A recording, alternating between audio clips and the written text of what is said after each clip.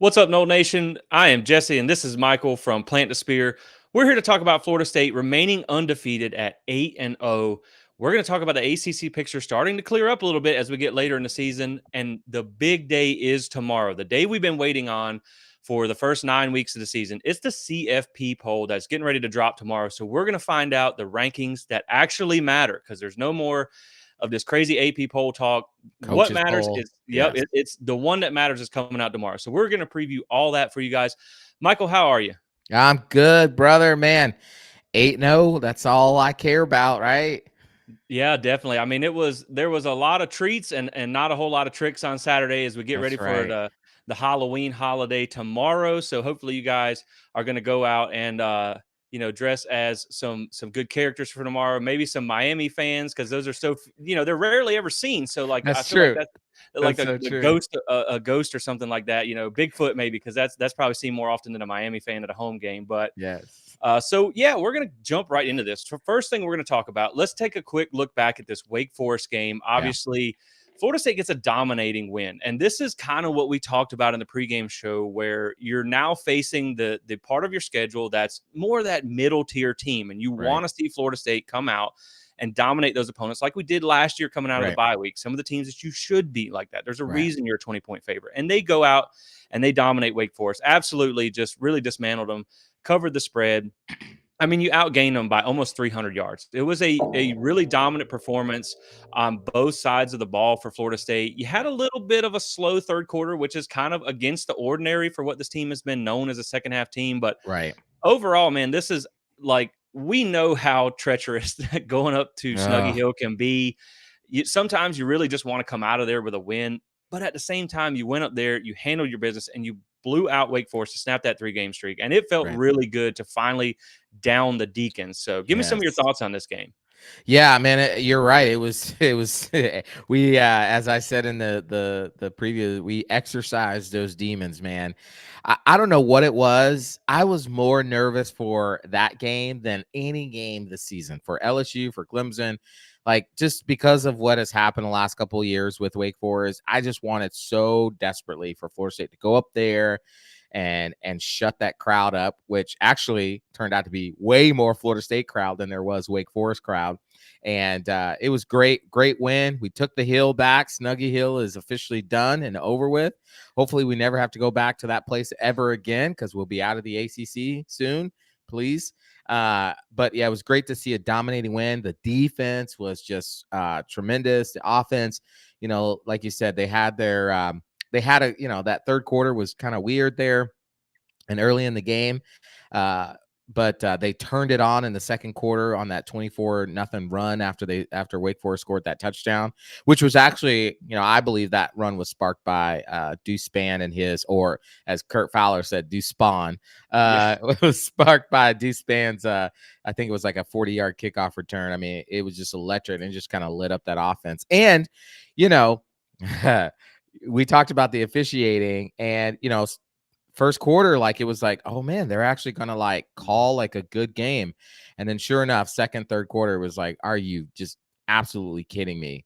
The one thing that really frustrated me the most, Jesse, was with the officiating was, Jordan Travis, there's a clear horse collar on Jordan Travis. I mean, everybody sees it. The Yep. images on X or Twitter, whatever you want to call it, the guy has his hand like Yep. dug down his backside. They don't call it at all. They don't call the late hit on Jordan when he slid, right? But the moment we horse collar somebody, they throw like 50 flags. I mean, they Yeah. caught every single horse collar we did.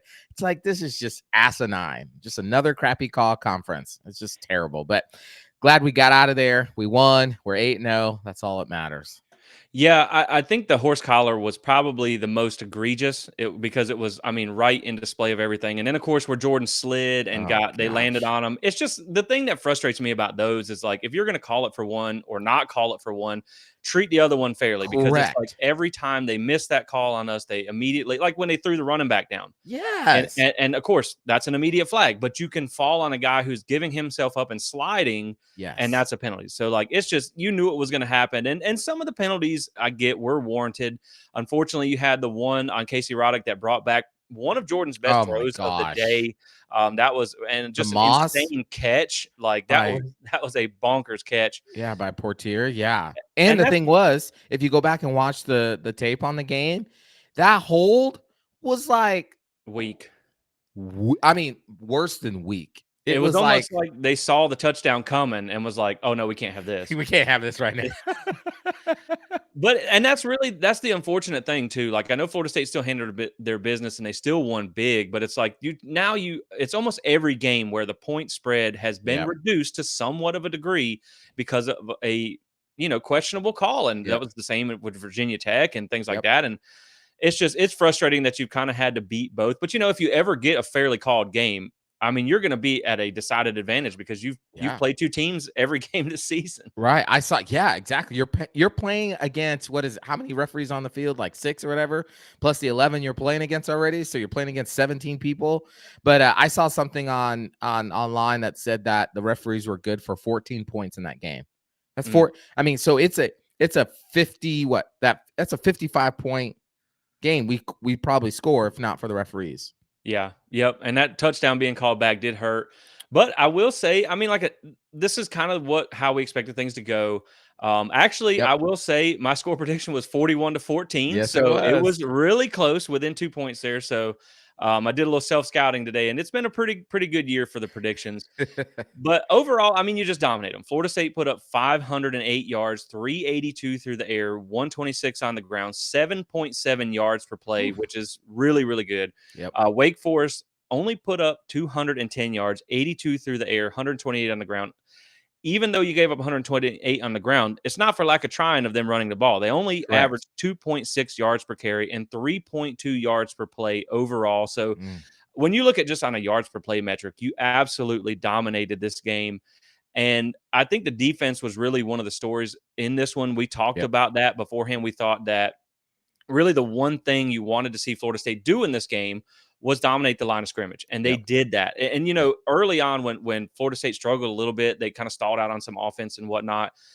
My thing I said I had texted you during the game was like, I'll be more concerned if they run it down on this defense because Yep. I felt like that was really the overwhelming mismatch there. And the defense had a great day. I mean, this Yeah. is you can tell they're starting to find their midseason Yep. form. And I know Yes, Wake they Forest are. offense was pretty terrible. And I know a lot of the offenses, Syracuse stretching back to Virginia Tech and even Clemson's not the greatest offenses, but you're getting better week over week. And that's really Right. what you want to see from your defense. And when you talk about the offense, again, over 500 yards of offense, 382 passing yards, and you were down 3 receivers, Yep. one of them who's your number 2, and That's so, like, correct. that's a big deal, and for them to still come out and do that, I think was very good to see. The offense, they had moments where, like we talked about, there were some moments where it was like, "All right, come on, guys, just Right.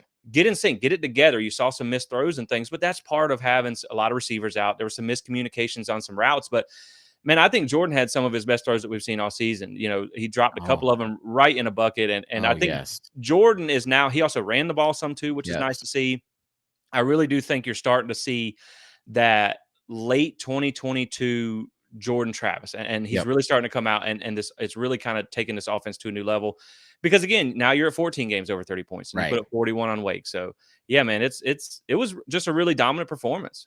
It was great. I mean, Jordan was incredible. There were several of those throws that they looked off, but really, I know that one that was almost a pick. Keon actually fell down. They'd been slipping. I'd seen on social media that the receivers had been slipping pregame, so that field was Yeah, not very good. And so some of those throws that look like overthrows or bad throws were a result of a couple things. I think there were one inaccurate throw that Jordan made, but the Keon one was he slipped, but then a couple of them, the receivers, because a lot of those routes that they run, they're called option routes, where the receiver has the option to based on how the defense is playing him to either break it in or out or post or corner, whatever. And Jordan has to read that as well too. And so there was a couple of things where Jordan saw one thing, they saw another thing, and so that's Mike Norvell explained that during his his press conference today. And so you could see some of that, but overall, man, I mean, 22 for 35, 359 yards, 3 tutties, only got sacked once, and really that was a suspect thing. And then he ran the ball, seven carries for 46 yards, and a touchdown, a key touchdown to kind of get the whole thing started. He was tremendous. That throw, his best throw, which was a bona fide NFL throw, was that throw to Kyle Morlock. I think it was in the third quarter or something like Yep. that. Oh my gosh, he just dropped that baby in. It was so beautiful. It was like, Yeah. boop, here you go. Yeah, it's that's the thing about Jordan. Like when he's on, and Oh he yeah. can make some spectacular throws. And when you look at the last 2 weeks, Jordan Travis has accounted for 718 all-purpose Mm, yards and 7 total touchdowns. So you're starting to see that yep. midseason form, Yep. Jordan, that you need to lead this offense. And again, I mean, like we talked about, the way this defense is playing now, if you can just keep scoring 30 points a game, I feel like this defense is going to be good enough to hold most of these offenses that you played, even that you may play. I mean, it depends. You held LSU, the number one offense in the country, to 24 points, which was Correct. 17, real points before you got that last late garbage time score. So, you feel good about Florida State because they're balanced on both sides of the ball and they're Right. starting to get that traction on defense. So, speaking of that defense, this is their third consecutive week holding an opponent under 100 yards passing and under a 50% completion rate. Man, let's There's go. some crazy stats when you talk about this defense. No, I was going back and doing some looking on this. No quarterback has thrown for multiple touchdowns against FSU this season. Not Wow. one. Nobody has thrown more than one touchdown. Wow. They've allowed 0 passing touchdowns in the last 4 games. And I saw a stat put out today that Florida State was the only team in college football not to give up a passing touchdown in the month of October. So Wow. this passing defense, now again, like we said, you Right. got to admit that there's not been some great passing offenses, but you've also seen where Kyron Jones has lit some people up, and Wake Correct. Forest has thrown the ball some good times. So I mean, you are dominating the pass game, and I know people like to talk about the rush defense, but at the same time, in football, you kind of have to give or take. You can I mean, if Yes. everybody could take away the run and the Right. pass, they would. You'd win the national championship every year. You'd be 2021 UGA. So Yeah.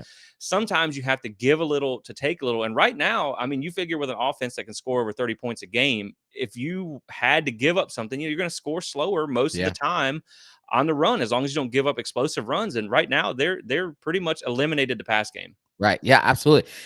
When you talk about, yeah, the running game is it's so weird. I mean, I think Wake Forest average, I think they average what, two, what'd you say? Uh It was like uh 2, it wasn't much, 2.6 yards per 2.6. carry. Okay. But that's 2.6 yards on 128. You take away that 51-yard run that I think was Ellison that had it.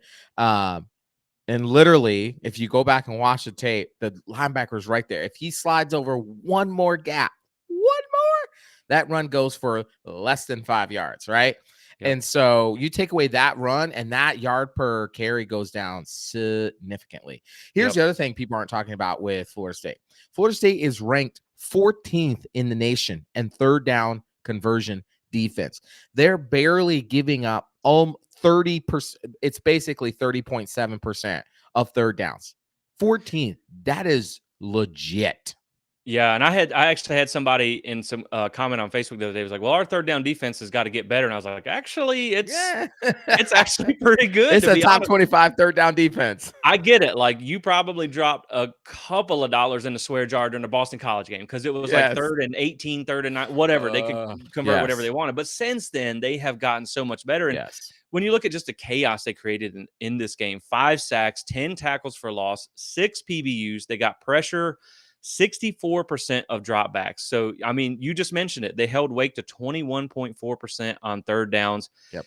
Man, I mean, they have just, like we said, they have just continued and Yes. continued to get better. And I'm just really excited to have a defense that, like, now that you can rely on it. And man, I mean, when you look at what they've done since the Boston College game, they have really, really rebounded. And this is a team that Yep. I know everybody wanted to kind of give them crap, after that game, and how bad they did or whatever. But when you talk about since that BC game, since that little bit of scare, Clemson 31-24 in overtime, and then they just have went on a streak of just blowing teams out. Yep. And I looked it up in the last since that BC game, they've outscored opponents 190-80 by an average score of 38-16, and they have they're outgaining them by average of 445 yards to 297. 4 straight games allowing under 150 pass yards, 3 straight games holding teams under 300 yards of total offense, and 4 games with over 400 yards and at least 38 points. So Yeah. since that BC game, when everybody thought they were suspect, they Right. have just been on a tear. They've And been on I a know the tear. competition hasn't been the greatest, but again, people put way too much into that BC game. And Absolutely. Florida State, they're on a roll right now. Well, and the thing is, like, if we're gonna give, and this drives me nuts, if we're gonna give teams like Georgia and Michigan and partly Ohio State because they actually have 2 good wins, but if we're gonna give teams like that their flowers for dominating teams they're supposed to dominate, let's give Florida State their flowers for dominating the teams they're supposed to Right. dominate. Every team, every year top contender teams, they always have a game that you're like, oh my gosh, they could actually lose this game. Georgia's had that twice. I think last year they almost lost to Missouri. It was like Yep. 27-26 or something like that. Yeah. They went on to win a national title. Every team's going to have that. So for people to hold Boston College against Florida State, I just think you don't know college football. If Right. that's gonna be the barometer by which you judge Florida State, I heard Pat McAfee, whatever his name is, on College Game Day on Saturday say, I don't think this Florida State team can go undefeated. If Riley Leonard was still in the game, that game might be different, and they should not have won that game at Boston College. Are you kidding me, dude?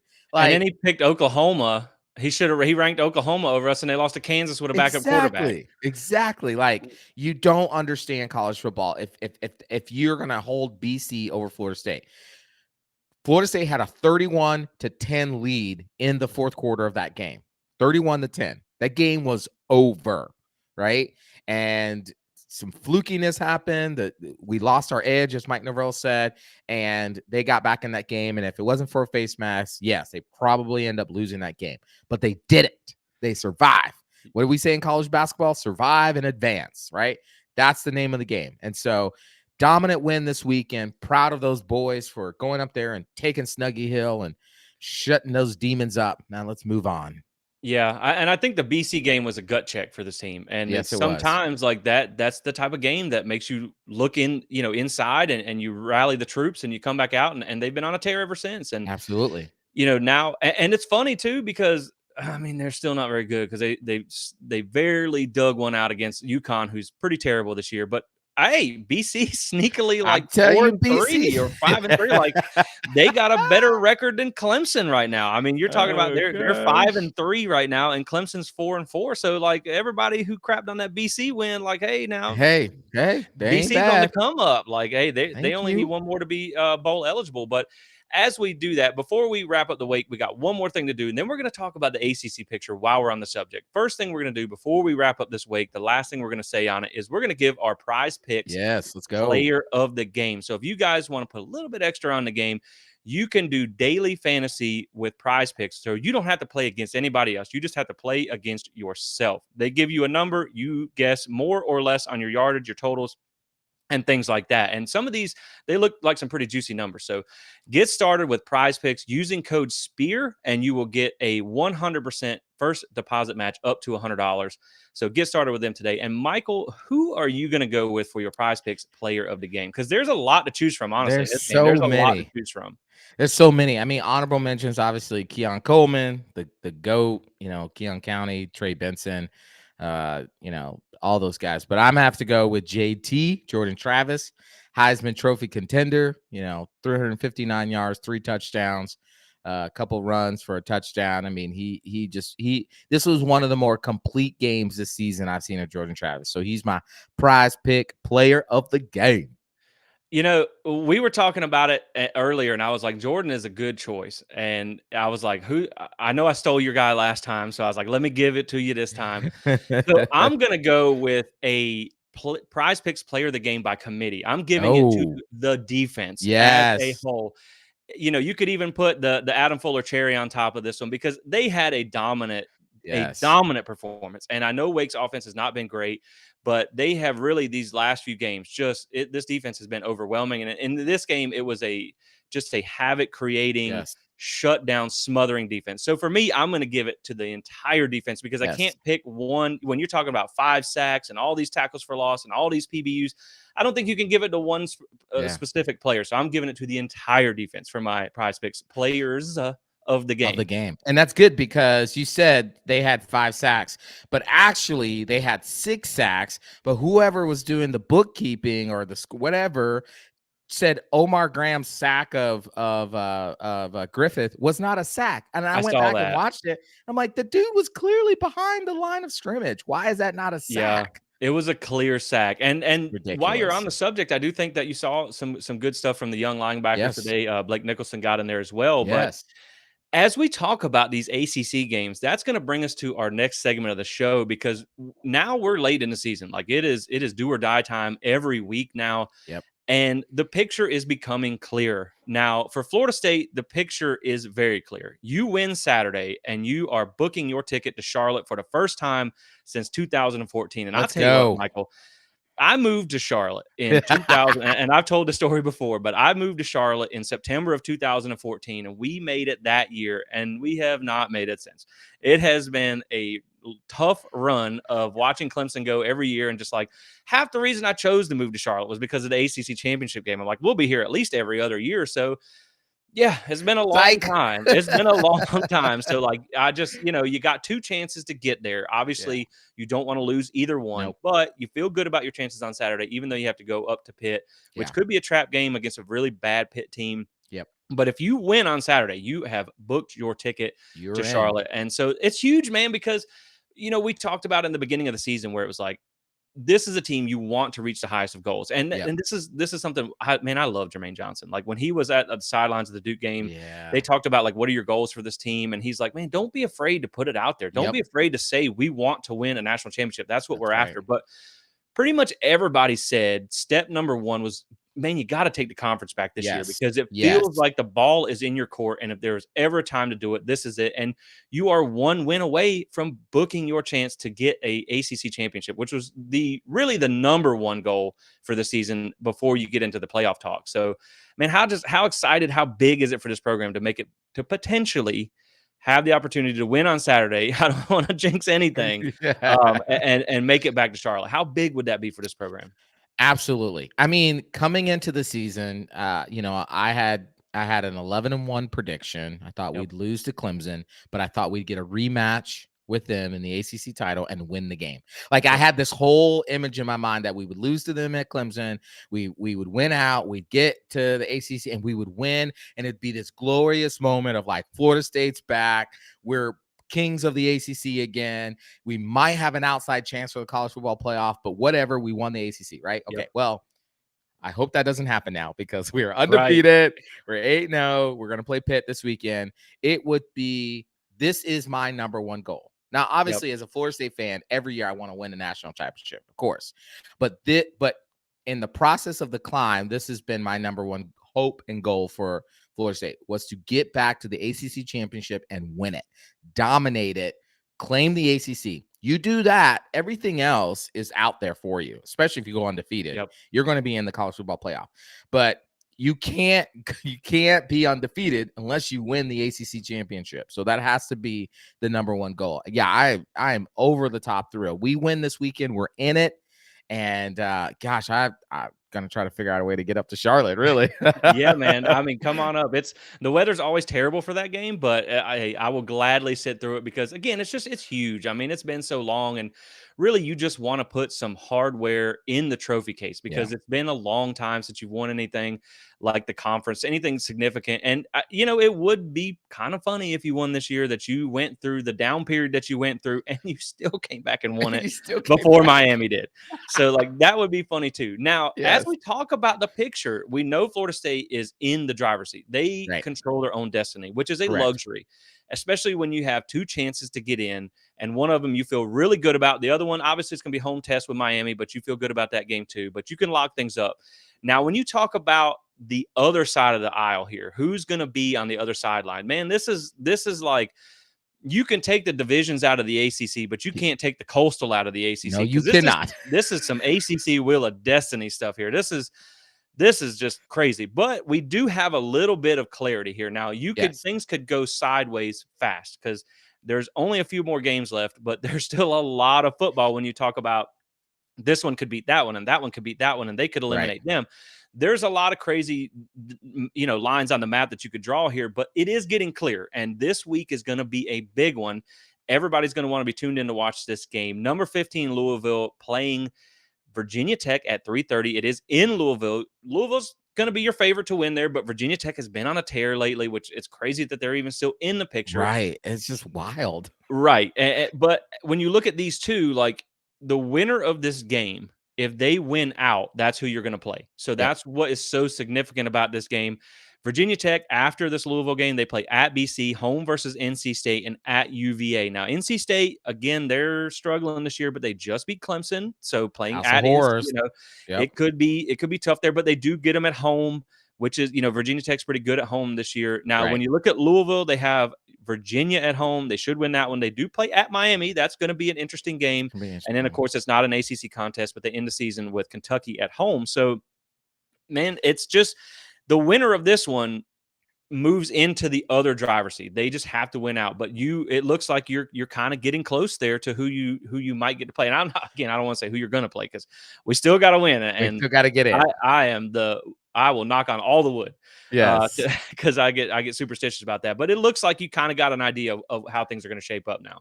Yeah, absolutely. I mean, there are only three teams that control their destiny: Florida State, Louisville, and Virginia Tech. Those are only three teams that, if you win out, you are in, right? Georgia Tech, North Carolina, Duke, Miami, Boston College, NC State. They're technically, theoretically still in the hunt, but they need some help, right? They all need a little mashup somewhere to help. Clemson, Pitt, Virginia, and Wake Forest and Syracuse, they're eliminated. They're out. They can't go. Now, what's interesting is you said something about Louisville playing Virginia. They should win that game. Yeah. Virginia, in the They've last three games, they're 2-1.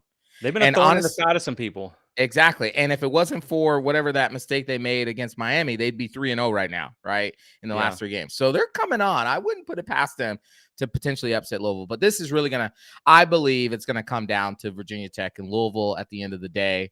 Because Duke and North Carolina, they'll eliminate one themselves. Georgia Tech still has to play at Virginia, at Clemson, Syracuse. So I think it's really going to come down to Louisville and Virginia Tech. And what would be interesting is this. This is what's interesting. I just thought about this.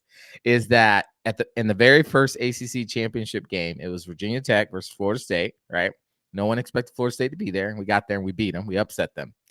How like circle of destiny would it be if Florida State plays Virginia Tech again, and then we announce that we're leaving? This is the last ACC game we ever play in. It would be crazy, man. And I'll be honest, like I love that matchup with Virginia Tech. I think I would probably rather play them, but I think you would have Louisville would be, depending on if they win out or not, they would probably be better for your strength of schedule. But at the same time, with Oklahoma losing to Kansas, and we're going to touch on that in a second, you have now essentially, as long as you win out and go undefeated, you shouldn't have to worry about the Big 12 anymore. So maybe strength of schedule doesn't even really matter anymore. We'll find out a lot of that tomorrow when the CFP rankings come out, and we're going to talk about that next. But yeah, man, it's interesting, and is not Georgia Tech the craziest team? It's Like just wild. I saw a thing the other day how crazy it is. There's something like I think they're averaging the same amount of points per game as they're allowing, as they're scoring. They've won on only even weeks. Both of their ranked wins have been against the number 17 team in the country. It's like the numbers are super weird on that team. And they do play Georgia the last week of the season on a even week. So maybe they have another upset in them. Who knows? I highly doubt that. But UNC kind of craps the bed again, and then another week losing to Georgia Tech. Can we just listen? Mac Brown, former Florida State player, It's been a great run. Been a great one. But dude, come on, man. Every year. You can just count on it. Every year. Yep. App State, Georgia Tech. Who'd they lose to? But Florida Virginia. State in 2020. Florida State. Exactly. The worst Florida State team ever. Right. And they were number 5 when we beat them. So it's That's right. That's they were number 5. And man, it's just like you said, it's a Mac Brown special. He's good for 1 or 2 of them a year. And you got Tez Walker back, and I know he got hit, so hopefully he's okay. I know he took a really hard hit there. But Yeah. when you talk Prayers up about for the man. Yeah. right, I mean, what they're doing with that amount of talent is crazy. And while we talk about a couple of the other games from around the country before we get into the CFP talk, Miami, another scare here. They went to overtime. That's 2 overtime wins in a row. They, Man. like you said, UVA is kind of embracing that Yep. spoiler mentality. They have done well in their last 3 games, but you're when you find yourself in a dogfight with a 2-6 team, Yep. that kind of makes you feel a little better when you look at what they've done Right. recently. And now that Clemson win, which that goes for us too, Right. doesn't necessarily look that great anymore. Right. But I will say one thing about Clemson, and they did lose again this Saturday. We know that they lost to NC State. They're 4-4. Things are tough right now.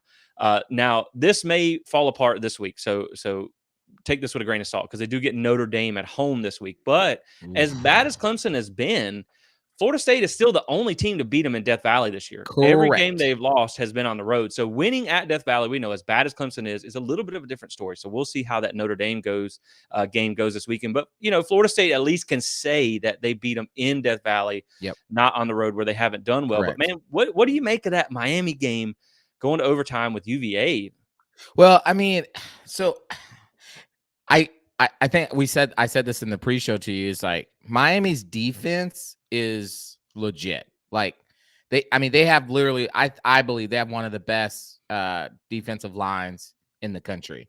I don't think you can deny the talent um of what they have there. I just don't understand what they're trying to do on offense. It makes Right. literally no sense whatsoever. It really doesn't. Like I don't know what they're trying to accomplish. Tyler Van Dyke, something is wrong. Yep. I'm saying this out loud, and I feel like, oh no, I want to pull this back in because I want him to play just Yeah. as You don't bad want to against jinx Florida it. State. Yeah, but something's wrong with him. I mean, the man's Yeah. he threw 2 interceptions in that game. He was off. He was missing receivers. I mean, he was just not making the right check sometimes. Yeah. So, but I'll say this. Here's what I'll say. This goes to show recruits, if you're watching this right now, that Cristobal is an incredible recruiter. He will sell his grandma to you, but he's a terrible coach. Yeah. Over and over again. This is what proves that. He got saved by the skin of his teeth again. Yep. So, I mean, I say that and then watch they play the best game of their lives against us. But Yeah, and they do now. It'll be interesting to see too. They do have NC State this weekend, so that'll be an interesting one there, I believe. Yeah, at NC State, and this is something that we talked about this year too. I know NC State's kind of having a down year. I know it was big for them to beat Clemson, but this was something going into this year where it's like, okay, well now you don't get the benefit of playing in the Coastal. They don't right. have to go to NC State at nighttime, which can be Nope. a tough place to play. Yep. So we'll see how that goes as well. I know there was some back and forth on Twitter about how should you cheer for Miami so we can get a Nope. 7:30 kick. We're never cheering for Miami. I hope that they get beat by 50. If we Oh, have that'd to be play lovely. right, like if we have to play at 8 o'clock in the morning on Cartoon Network because it's Miami lost, I don't care. Let them lose. Yep. And then some other interesting ones from around the country. Notre Dame beat the brakes off of Pitt, Whew. 58-7. And then Narduzzi came out and basically called out all of his players, said y'all suck, and things are not going very well. So it's going to be interesting. Now we talked about this pre-show. His quote was taken out of context, but Yes. it already made its way through the locker room. There was a lot of their top Yes. players that had already retweeted it, like, "What is this all about?" Yep. So this is going to be an interesting game when you talk about coming up Saturday at Pitt, and we're going to have a full Pitt preview, you guys. So we're just going to briefly touch on this subject, but this feels like one of those moments where Pitt either hangs it up because they're pissed off at Narduzzi, Right. or they use this moment and they rally together. And that's Yep. kind of what makes you nervous about this game, because they did step up and they did, they've won a couple, they beat Louisville. So They beat it's Louisville. it's in there somewhere. It's in Yep. there. But this could be a really bad time to say something like that. Because if your locker room is in shambles when Florida State comes Yeah. to town, Yeah. you might take another 50-point beating. Yeah. I mean, it's kind of like what I told you in the pre-show. It's like, yeah, we both agree it was taken out of context, the majority. But at the end of the day, you basically said that you thought you had some good players that you replaced with, but you don't. Yep. There's really very few ways to take that, especially if you're a player. Basically, what you heard is we suck and he wish he had better players, right? Right. And so Narduzzi came out in his press conference today and said, I squashed it immediately. I knew it was wrong. And I talked to some of the players on the plane. I went and talked to we had a team meeting, all that stuff, and we're all good. So, okay, we'll take you for your word. Because Pat Narduzzi, we both like him. We think he's a heck of a defensive minded coach, at least. Right. And, he's only played Florida State twice, back in 2013 and 2020. And they whooped us good at Doak Campbell in 2020, but that was a terrible team. So he's a good coach. But when you're 2-6 and you're already struggling and you come out and say that, Yeah. That's probably not helpful. So yeah, I agree with you. It'll either promise note them out, or it'll galvanize them, and Florida State's going to have to make sure we're on our A game. Not that I think we need our A game to beat them, but make sure that we're on our A game, because if they come out inspired, they can make that a game. Right, and there's only so much you can walk back comments like Right. that. I mean, it's kind of one of them where, like, you can say you didn't mean it like that, but, it's like if you're in court or something and it's like, "Yeah, I killed the guy," and it's like, "No, jury, you didn't No. hear that." Like, Strike that okay, from the record. exactly, like, "Okay, I didn't hear it. I just," like, there's only so much you can walk those comments back. So I think, like, if you get, say, down a few points and the mood on the sideline ain't great or something like that, and Narduzzi comes and crawls down your throat, it may be like a screw that guy type of moment. Right. So Right. it's going to be interesting. And whatever it does, hopefully it's not a rally to the troops. I'm glad it happened the week before we play, because, man, I'm trying to get to Charlotte. I'm trying to Yes. watch this ACC championship game. It's been a long time coming since I've been able to go to an FSU game 45 minutes from my house. So please, go handle your business on Saturday. Now, Yes. there are some interesting games coming up this week. A big one for Florida State to keep their eye on, Florida State fans. LSU plays at Bama. Now, this is going to be Yes. big for your strength of schedule. Really, it doesn't so much matter in the grand scheme of things, but again, if they can go in there and they can beat Alabama, not only is Yes. Alabama kind of a sneaky outside dark horse for making the playoffs, like, Yes. leave it to Nick Saban. He's going to Of find a way, course. he's going to find a way to crawl back in this thing. But if LSU can go out there and beat Alabama, Yep. then that looks really good for your strength of schedule for what Yes, it LSU does. can do there. You get Washington at USC. Washington had a really big win over Oregon and then has looked like hot garbage pretty much Hot every time. garbage. Like, every game is just it's Still it's a don't play tight, defense. Don't right? play It's tough. defense. And then you're talking about USC, who struggled this year but has enough offense that maybe they could knock them off. Yeah. That's going to be one to watch, because Washington is one of those teams that's still in the playoff picture. You got Mizzou at Georgia. I don't know how good Mizzou really is, and they have to play at UGA. But like you talked Yeah. about earlier, they kept it close a Kept few it years close. ago. I think it was 26-22. It was like a 4-point game. Yep. They are ranked in this one, so they still don't have Brock Bowers. Now, I know they just beat the pants off Florida, which was fun to watch. And so, like, I was gonna say, we're not gonna bring that game up. I mean, yeah, like, they man, dog walked Florida. yeah, Florida had nothing in that game. I mean, they scored a little bit late to tighten it up, but Yeah. that game was over before it started. So Florida got the first touchdown, and I saw all these Florida fans on social media like going crazy and stuff, and I was like, yeah, that lasted like 10 seconds. right, exactly. Like, hey, good. Thanks for coming. Hope you enjoyed the first quarter, because now it's out of it. Yeah, that was fun to watch. And so, Florida, they're one of them teams that, like, they win a game and you're like, okay, Yeah. well, all right. Yep. And then they struggle against Charlotte and they struggle. Yep. So it's like, Yep. going to the Swamp's never an easy atmosphere to play in. And Georgia, of course, didn't have to deal with that because they have that Right. neutral site game. But at the same time, it just, when you see that, it makes you feel good that they did that to Florida without Brock Bowers. You feel Yep. as good about Florida State, probably as Georgia feels about their team right now. Yep. And then, some other ones you talk about: Miami at NC State. We mentioned that one. Virginia Tech at Louisville. That's important for the ACC picture. Notre Dame at Clemson. Yep. Really doesn't mean anything. I mean, Notre Dame is kind of in the playoff picture on the outside looking in, but I'm just interested to see how Clemson does at home. Cause like I said, this is, man, first off, Clemson, they're going to fight for bowl eligibility. You still have UNC, who knows which UNC is going to show up. Right. You still got Notre Dame, and then you got South Carolina, who's terrible at the end of the year, but I think they have to go. They lost in Death Valley last year. That's what snapped the streak. So they got to go to Columbia this year. Man, I mean, South Carolina's terrible, but if they could pull an upset, like, could you imagine if Clemson missed a bowl game? Oh, that would be wild. That'd be wild. First off, they're gonna be in the Tax Slayer Bowl regardless, so it's gonna be funny to watch. Yes. But, like, man, it's rough. I mean, here's in my head, Florida State has three like main rivalries, right? Miami being probably top, Gators, and then Clemson. But this is not Miami. This is not Florida. There's nothing in my life that would cause me, maybe except like for Miami to win, my kid would live. Maybe, Right. but I don't know about that. Even that would be suspect. You can But have more kids. I could have. Yeah, I'm just kidding. I'm just kidding. I'm just kidding. yeah. I mean, yeah, take some medical stuff, but yeah. Uh, but Clemson, we actually, this is the one time I say root for them. Here's why. Yeah. Yeah. Because they beat Notre Dame at home. That makes our win look better because they're undefeated Yep. at home. Makes our win look better there. So as much as we want them to crumble that program, we want Dabble to go out and go somewhere else. We do want them to win this game. This would be important for us. Yeah. Like we would love for them to win out because it just makes our schedule look better in the eyes of the college football playoff selection committee.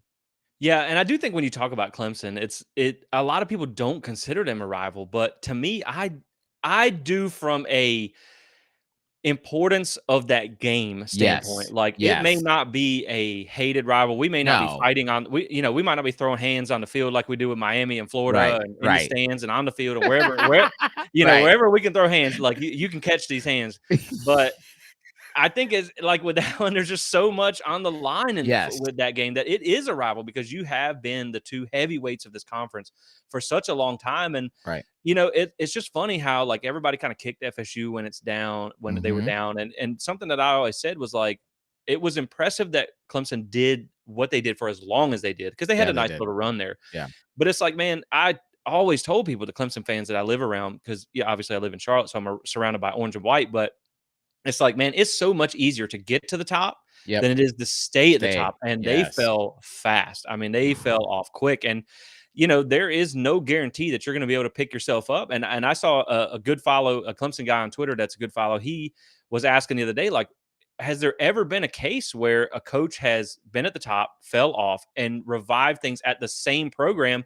Oh, And really, no. Brian Kelly at Notre Dame was about the only answer. They started really good, and then, he got, like, he kinda got some flack for being like a psycho coach back when he used to, like, yell at everybody and everything, and Yeah. then he Yeah. reinvented himself. They made the playoffs and got smoked a Yeah. few times, but other than that, like, that's really it, and you just kinda put all your eggs in your basket getting this new coordinator, Garrett Riley, so, like, you kinda start to wonder, man, like, are they ever gonna be able to get the magic back at Clemson? Yeah, I mean, you're right because and even that has a caveat with Brian Kelly at Notre Dame because yes, they took a dip, but it wasn't like they were not going to bowl games, they weren't winning games. Right. They were still like an 8-4 team. You know what I mean? But Yeah. Notre Dame fans weren't happy with that. But I mean, look at Urban Meyer, right? So, they won back or two national championships. He won at Florida. They go through this dip and he can't get them back and he quits because of heart attack, right? Um, he goes to Ohio State and they go on probation. They win a national title, but he left on top of that. I mean, you look at Bobby. I mean, Bobby had, love Bobby Bowden. When Florida State started taking a dip in the early 2000s, mid 2000s, as we call the lost decade, Yep.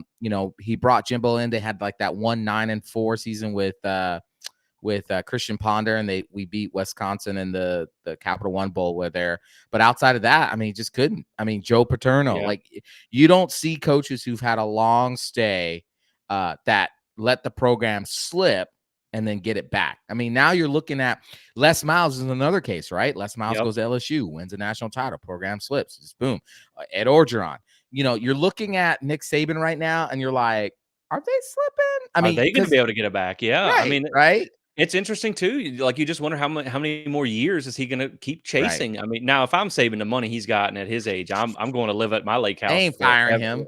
Right. Right? Like I'm calling it quits if I'm saving. I'm going to enjoy my money. But I mean, yeah, that's an interesting point because, and this is something I looked at before because it was like Florida State, they fell. It was kind of a gradual fall. We won a couple Orange Bowls and then things Yeah. went off a cliff. But Yep. like you talk about Auburn after Cam Newton Oh, left, they went, I man. think, 2-12 one year. And then Yeah. you had Florida after 08. I think it was Yep. 09 or 2010 or something like that, where they went 4-8, lost to Georgia Southern. Yep. Like you've Yep. seen a lot of teams that have been at the top and taken a sharp fall, and that looks like what it's going to be at Clemson now. So it'll be interesting going forward.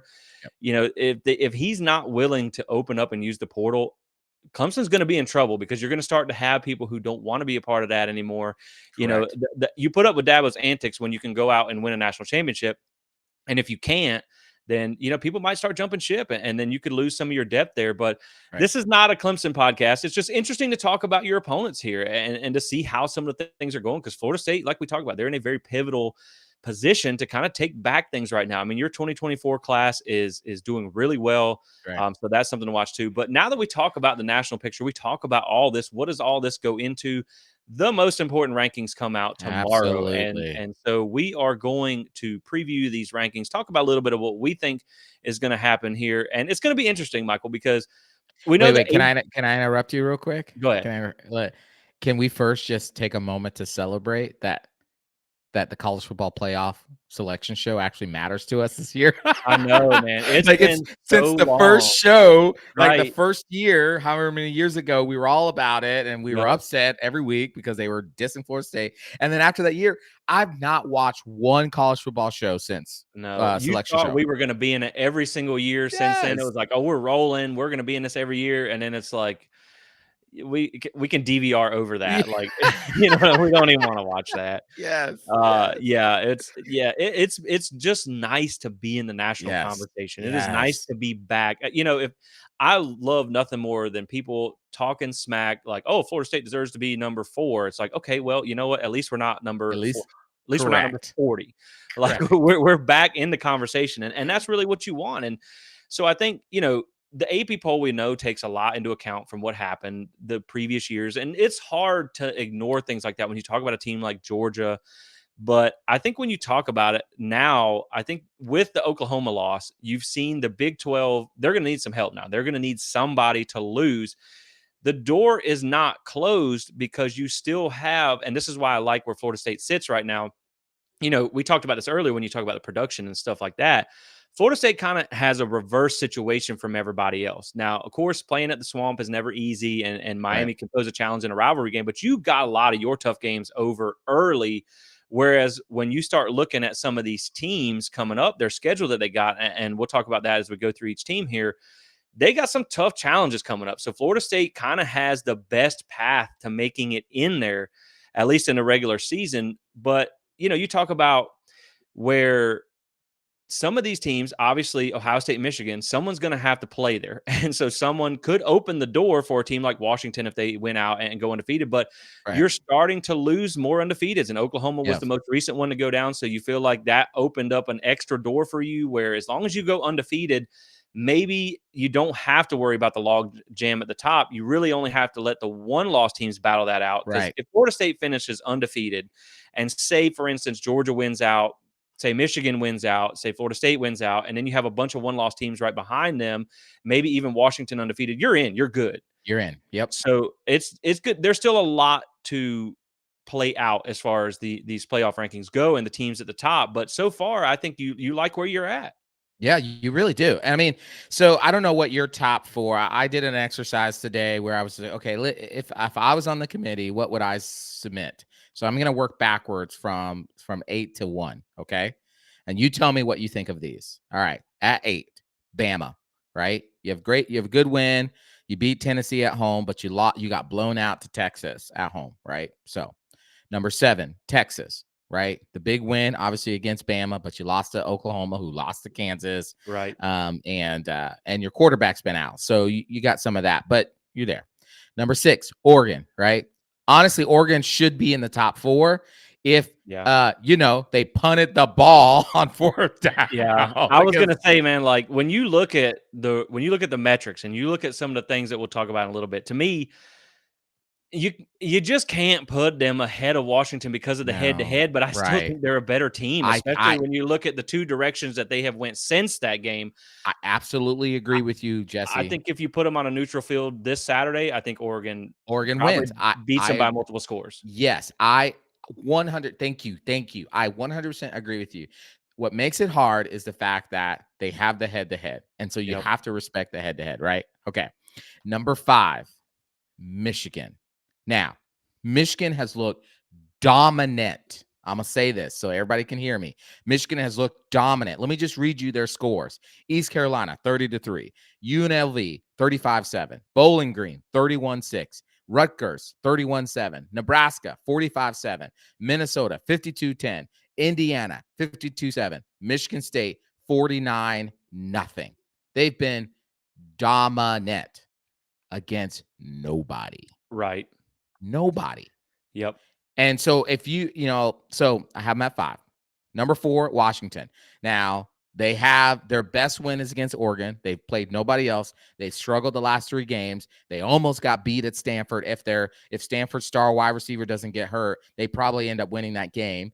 I think it was 15-7 against Arizona State. Yeah. Yep. I Yep. mean, it was like they didn't score an offensive touchdown in that game. They struggled with Arizona, almost lost there. So that's 4. Number 3, Georgia. Because Georgia, like Michigan, hasn't played anybody. But I give Georgia the heads up because at least the nobodies they've played have been in the SEC, right? Right. They beat Kentucky, they beat Florida. Those are 2 best wins in the whole thing. That's Yep. it. Number 2, Florida State. We beat LSU. We beat Clemson at Clemson. We beat a ranked Duke at home. Like those are the 3 best resume wins in the country right now. And then number 1, Ohio State. And now Yep. Ohio State has a terrible offense, right? Their offense is so suspect. If you put Florida State and Ohio State on a neutral field, they would not scare me. I think we would score at will against that, and our defense would actually dominate. But it's Ohio State. They beat Notre Dame. They also beat, oh gosh, who am I blanking on? Penn State. They beat Penn Yep. State. So they have top 10 wins. They have 2 top 10 wins. And so that's why I would put them at number 1 right now. Yeah, I don't hate that. Like when I went through and I looked at some metrics, I took some notes on this before, and I was like, dang, oh man, I'm gonna have to put Ohio State at number 1, aren't I? Yeah. So just going through some of the teams, and then I'll give you my order here because I have them in order of the AP poll, just kind of the Okay. way it worked for note taking purposes. So Yep. you look at UGA number 1 in advanced metrics; they're ranked 4th. They have one ranked win versus number 20, which was Kentucky, 51-13, blew them out. Kentucky's no longer ranked. They probably shouldn't have been ranked in the first place. Correct. Now, I don't know how they come up with this, but this is straight from PFF on their game previews. They have the strength of schedule that you've played so far, not the strength of schedule, because Georgia's schedule is about to get a lot harder.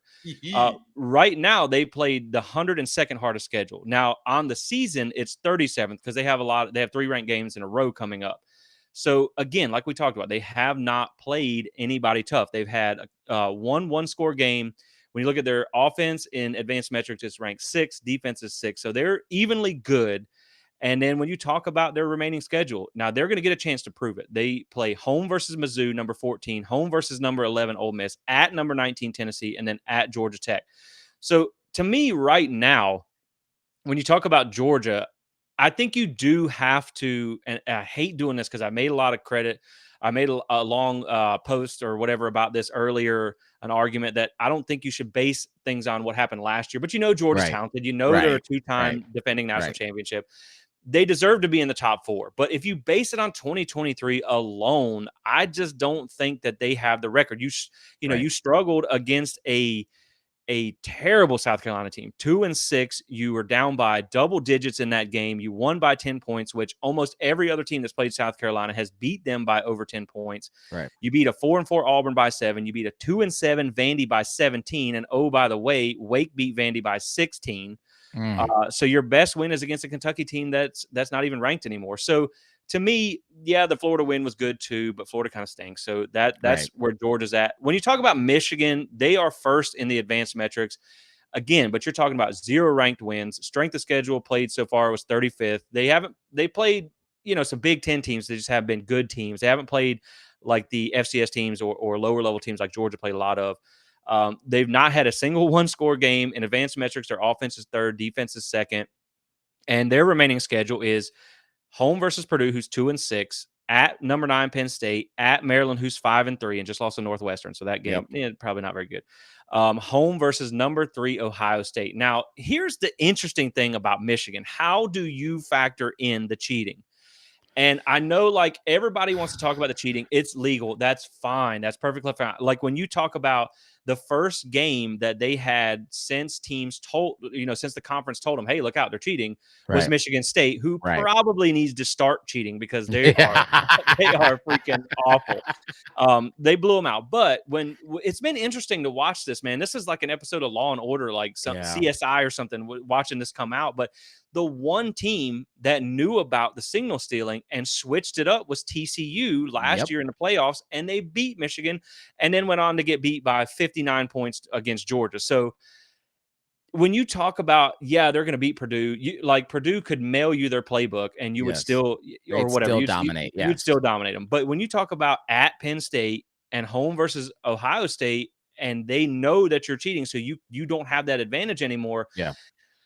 It's going to be interesting when you talk about Michigan. So I'm going to put Michigan I would probably put Michigan around number 4, and I'll Okay. give you my 1 through 4. But I would Okay. probably put Michigan around number 4 just because they've been so dominant, even though they haven't really played anybody tough. But I got to drop them a few spots because of the cheating.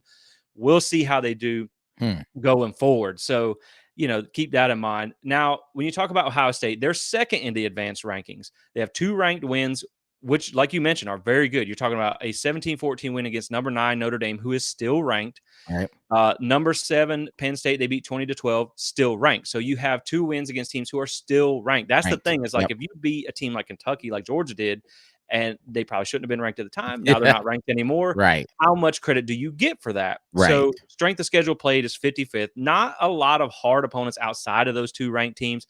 They've had 2 one-score games.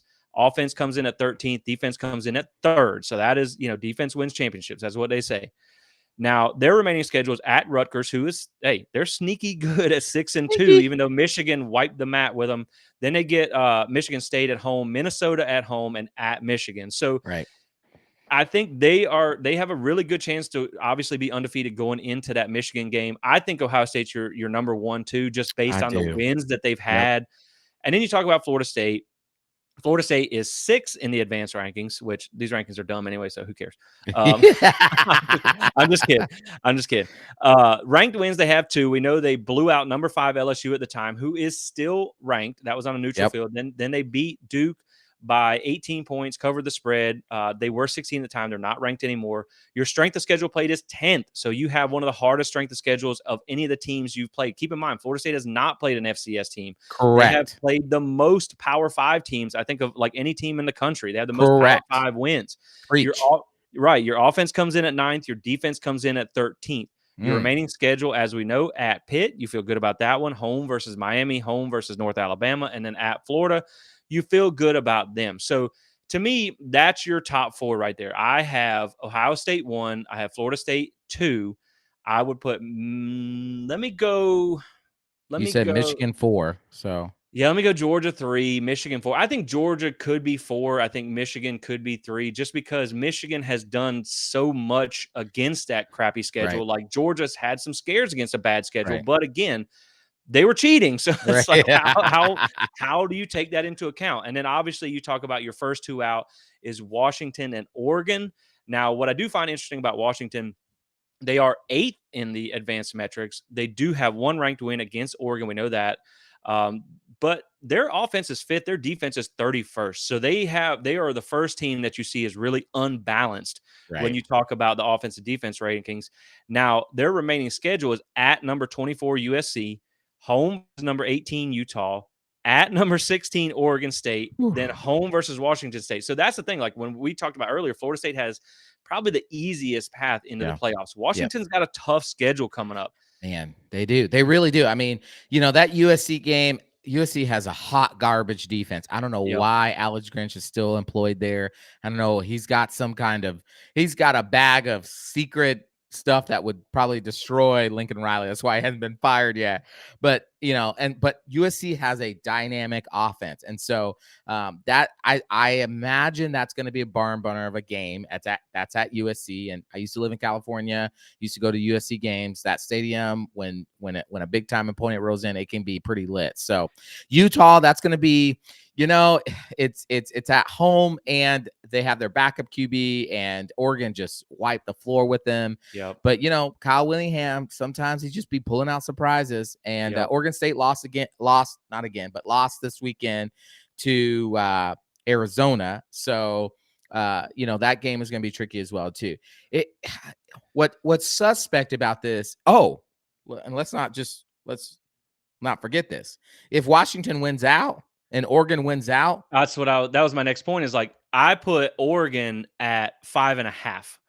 I don't even put them all the way down at 6 because I know the fact that Oregon has a really good chance of avenging that loss. And I feel like correct. that's the unique situation about the Mhm. Pac-12 right now is the fact that, yeah, you kind of got to give the slight edge to Washington because they do have the head-to-head. Correct. But I think if you ask 10 people, 9 of them are probably going to tell you that Oregon's a better team Yep. and they're going to get that opportunity as long as they don't wet the bed in some of these games because they're third in advanced rankings. They have 2 ranked wins against Colorado, who, okay. Well, We've seen that the shine is off of the it's Buffaloes for gone. now. The Buffalo died and it went extinct.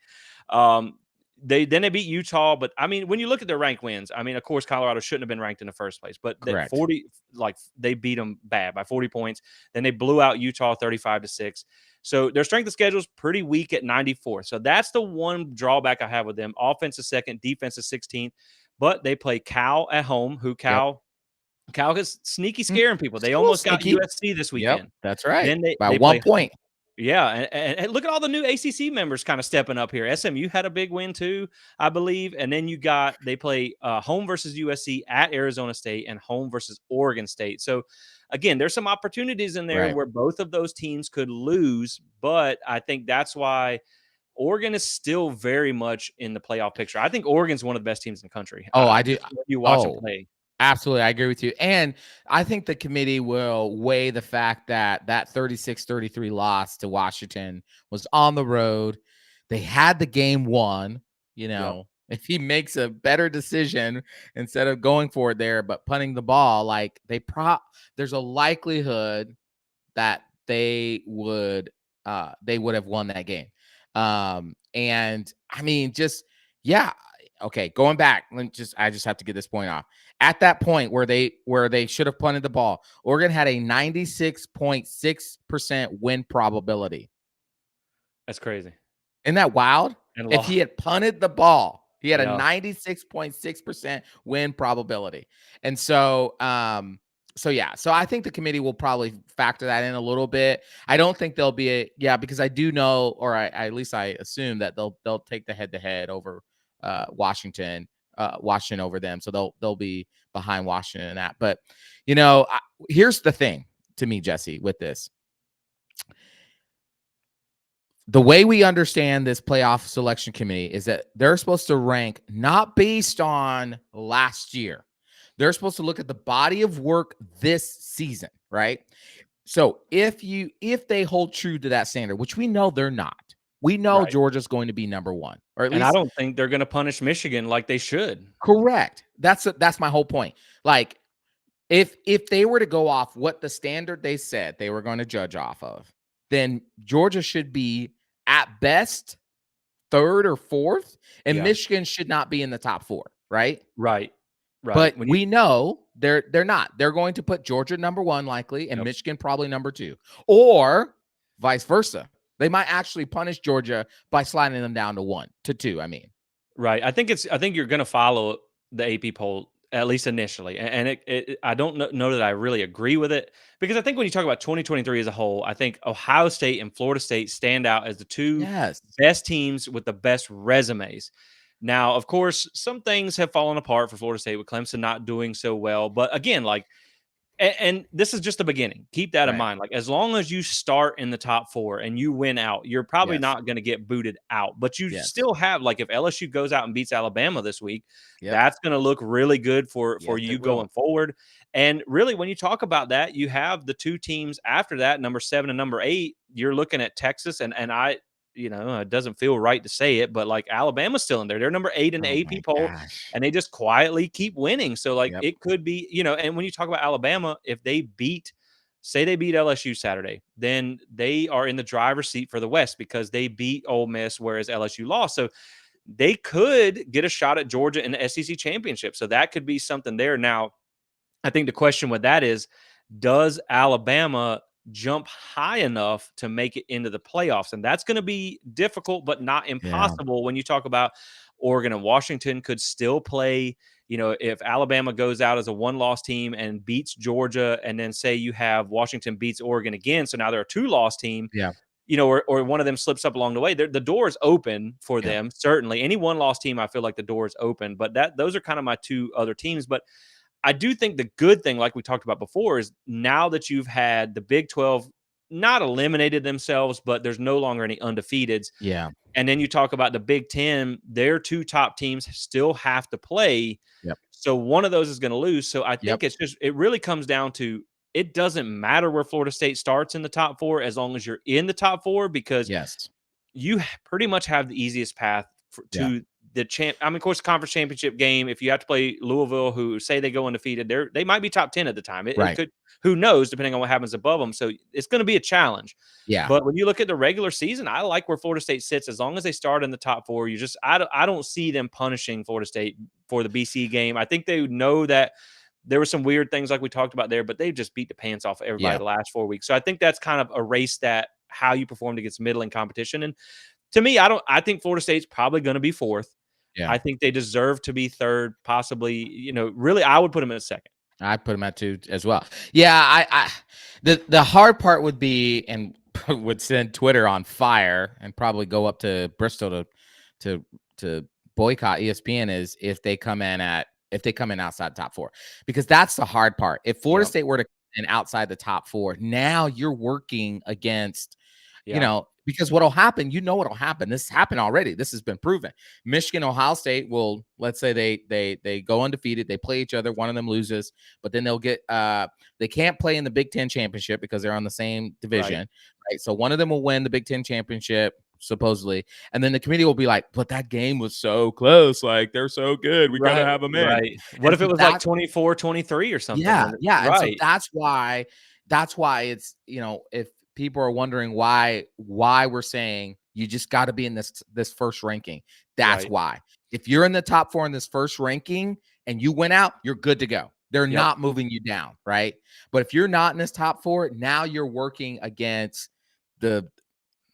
I'm not gonna call them bad names yet because they haven't said anything, but you're Right. working against the committee's mind of thinking you're Yep. not already a top 4 team. So even if you went out, if nothing catastrophic happens with whatever the top 4 is, man, you're on the outside looking in. And let me just tell you what.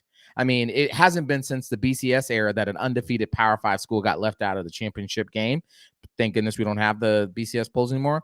But to leave an undefeated Power 5 school outside of the playoff, oh Lord, I can't even imagine, especially if it's Florida State, a perennial blue blood of college football. I just don't see it happening. I think you bring up a good point too. If you do get left out, say for some kind of crazy reason, and I don't think that's going to be the case, but if you do get left out, the same thing I just talked about you having the easiest path, now becomes your worst enemy, because now you don't have any of those.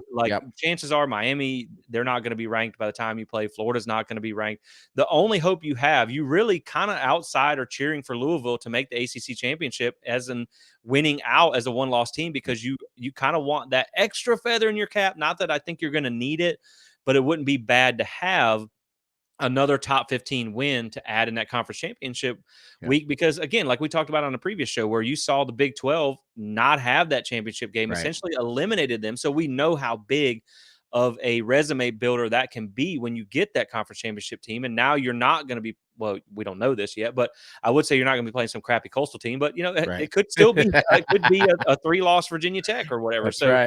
Yeah, I think you like where you sit. I just think you want to be in that initial 4, like we talked about. I think that it doesn't really matter where you're at, because there's still some movement that's going to happen ahead of you. Like we said, when you talk about Georgia, that's a tough schedule going forward. You got Mizzou, Ole Miss, Tennessee, all ranked. But that's the other thing. You talk about Georgia. If they go undefeated and they beat, again, say Alabama in the SEC championship, now you can put them at 1. Like, Yep. Now if you you wanna can. say Yep. that, because we talked a lot about that schedule and how terrible it was, but it ended up being the back end of it was Right. decent, Yep. and then you talk about Michigan. They would have, if they go undefeated, a win against on the road at Penn State and against Ohio State. And then if Ohio State goes undefeated, you would have that win against Michigan. But they're another team that's pretty much already played their hardest part of their schedule when you talk about Rutgers, Michigan State, and Minnesota, other than Michigan. So they have kind of that one opportunity there to kind of put that feather in their cap to have a third ranked win. But I don't know that they can afford to lose to one of those bad teams either. Right. And then because if you lose to Michigan, then chances are you're out. But I really do think as we get ready to kind of wrap things up here, I think the wild card here is going to be Michigan and seeing how good they can be without stealing signs. Again, Right. I just don't want to make too much of it, but it's a huge deal. Like if you Right. don't say you didn't even know the play, but you could guarantee me as a defensive coordinator that it's either a pass or a run. Yep. That's it. You knew nothing else. It completely changes the way you change the Yes. game and you approach each play. And so I think it's just how much is the committee going to weigh into that? But could they slip up now that people know? And that's what's going to be interesting to watch. Yeah. Keep in mind, Georgia is not going to have Brock Bowers for probably at least two, maybe three of those True. ranked Yeah. games. Now they get two of them at home, and they only have to go at Tennessee, who's probably the worst of the three ranked teams. Yeah. So there's just man, it's funny because when you look at it right now, like we're going into week 10, it feels like football season is almost over Oh already. God, so It's sad. really just beginning. Like I know. this now, Florida State, we kind of got ours out of the way early. Now, of course, you got to go win every game Right. in the rest of your schedule. You got two Correct. rivalry games, so there's plenty of big games on our schedule too. But man, it really feels like when you talk about the ACC championship Yep. with Louisville, Virginia Tech, and Florida State Pitt could essentially be almost decided this weekend. You got some playoff games that Yep. are going to be happening real soon. There's a lot of football, a lot of exciting Absolutely. football left to be played in a short amount of time. Yeah, absolutely. And just and the thing about this college football playoff ranking, I'm reminded of this thing. In 2021, this goes to your Bama Georgia thing. In 2021, Georgia was undefeated. Bama had one loss. Bama played Georgia in the SEC title game and beat them.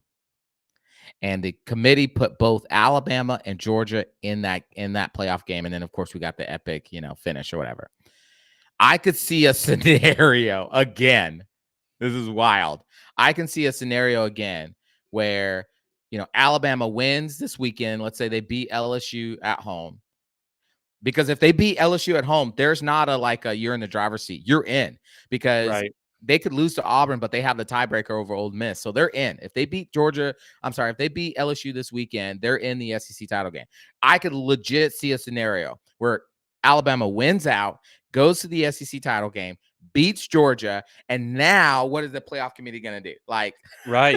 Right. Like, yeah, and that's a good point because we talked about Washington and Oregon's record, and they both still you have two ranked teams for Oregon and three ranked teams for Washington. So I do think I will say with Washington real quick, I will say that they have a strong rest of the schedule. When you talk about it, they are Mhm. able to go win at USC, home versus Utah, and at Oregon State. That's going to look really good. Right. But I think when you've seen those last few struggle games, the one against Arizona State, they barely beat Oregon and all these things. I'm not so much worried about them jumping Florida State. I think they have a few Boston colleges on, Yeah, that's they have true. Yep. a few pimples on their face. So I think that that's going to be something to watch, but again, that's why I think you want that strong championship Yeah. game because Yep. if they go undefeated into the Pac-12 championship and Oregon goes undefeated in there, and then say they beat Oregon again, Yeah. that could be another Yep. top 5 win. I mean, I like that Florida State feels like you control your own destiny, Yes. Yes. but Absolutely. I'd agree. you never know you never know what this You committee never, is going to do. you just never know. Especially with ESPN, we don't get we get the reveal the same time as you guys. Are you kidding me? You pay for this. You got it weeks ago.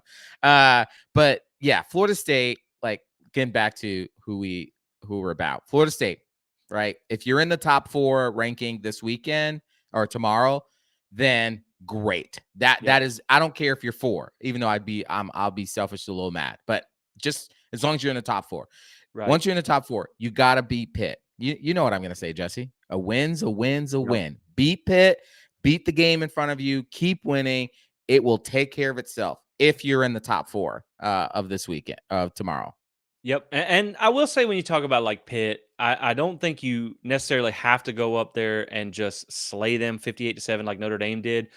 But I just don't think when they're that bad, I don't think you want to have a close game. You don't want to No, have another BC situation. You don't want to correct. give them because we know they're gonna find a way Yep. to try and get Florida State out of there. Like they're gonna search, they're gonna find a needle in a haystack. Game Yes, control was invented to keep Florida State out uh, in 2014. game control. Yes. Right. So, like, I don't think you want to give them any reason to kind of, blemish your record. So you do want to go handle your business like you're supposed to. But, again, I think Florida State they feel really good about where they're at. And, again, like we said, it all starts with Saturday. Yep. Every game, one game at a time. Every game is important. And if you win, you're locking in the playoffs. That's going to handle itself as the season progresses. But you have an opportunity to lock in that trip to Let's get Charlotte it on done. Saturday. That's the big one, man. Yes, sir. That is the number one goal. So I'm looking forward to this Pitt game. We're going to be back with a preview later this week for that game to get you guys ready. So hopefully they can go up there. They can avoid the sleepy kind of road game and the one that everybody had circled as the trap game at the Yep. beginning of the season. This is the one that you were nervous about. You should go up there and win. I think they're like a Should. 27.5 point favorite Yep. or something like that to open up. So you should handle your business. But we're going to be back with a preview for that one. I just thought, the day before the rankings come out, depending on whenever you watch this, it just kind of be a fun subject to talk about because Yep. we don't know what's going to happen. We think we got a good idea of what the committee will do. You just never know. Yep. And I Absolutely. know I'll be holding my breath whenever they do. It's funny. It was like I was talking about trying to do a show for the rankings or whatnot. And it's like, well, it starts at 7 and it ends at 8, but we really don't need to pay attention until 7:45 Correct. Because because they'll draw it out. oh my gosh, they dragged this out. It's like, just come on. So you can turn it on about 7:30 and save yourself a half hour of nothingness. So yeah, man, it's going to be interesting. I'm going to be glued to the TV tomorrow to see Yeah. how things go. But like you said, I think more than anything at the end of the day, it's just fun to be back in the picture, Yep. back to seeing your logo in the mix of the top 4 or possibly top 6 or wherever they end up falling. So yeah, man, it's really an exciting time to know that Florida State is kind of hitting their stride in the Yep. midseason. They got a very manageable path going forward, Yes, and sir. you can lock up an ACC championship trip on Saturday and get one step closer to getting to the playoffs. That's the number one focus, Florida State. Don't worry about like Keon said, the NBA is on. Go watch that. Don't even Right, care about right. this ranking, right? Yep, What you want to focus on is going up. You are a 21.5 point favorite this weekend. Go up there, handle business, get a dominating win. It doesn't have to be 58-7, but somewhere close to that. right. And you know what? Lock up that ACC championship.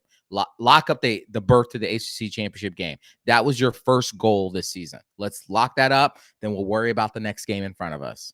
Yep, and Norvell played down the rankings too. It's like Yep. we don't play to have a number to buy our name. That's for us to talk about. Yes. That's what Yes. we do. So Yes. we let them focus on some other things. But yeah, guys, that's just it. That's going to wrap it up here. We just kind of had some ground we wanted to cover talking about the ACC and the college football playoff. And this is the most exciting time of the year. Like we're getting to November when it's make or break season, and That's and right. you got the games. Every game is really important, and there's a lot of important ones coming up. So we're going to be keeping an eye on that. Check back with us for the preview of that Pitt game. And then as soon as we get done with that, Michael, I'm not a look ahead guy. I know you're not a look ahead guy. Ooh, boy, that Miami went around the corner. We're not on the Pitt preview yet. So Miami technically, who? right, we're not looking ahead because we haven't done the Pitt preview yet. So I'm just gonna say, man, I'm excited about it. There's a FSU basketball game in town on Friday night. I'll be there if you guys happen to show up. I just got a parking pass for lot 14, like we had in the Southern Miss game. If you guys are gonna be in Tallahassee, we don't know what time the game is yet. Hopefully, I'm hoping for a night game. Swing by and see us. So I'm just super excited about that going forward. But man, I'm so ready for Saturday. Please, Florida State, handle your business Let's and go. get back to Charlotte because man, I drive past Bank of America Stadium probably 6-8 times a week, and I always just keep looking at it like someday Someday. we're gonna be back. I just know it. So, like, this is the I'm closest we've coming been in a long home. right, like, I'll see you soon. I've been to so many games there that have not been Florida State involved recently, and it's like, I need to get Florida State back in the ACC championship. So, Yeah. yeah, man, it's gonna be fun, and you can clinch it on Saturday. So Yes, sir. we will keep our eyes out for that one. But again, guys, check back later this week for a pit preview as we get ready to look at Florida State traveling north to take on the Panthers and hopefully handle some business in that one. So, Let's with go that being said, Knowles. guys, we will wrap it up here. As always, thank you for watching and go Knowles.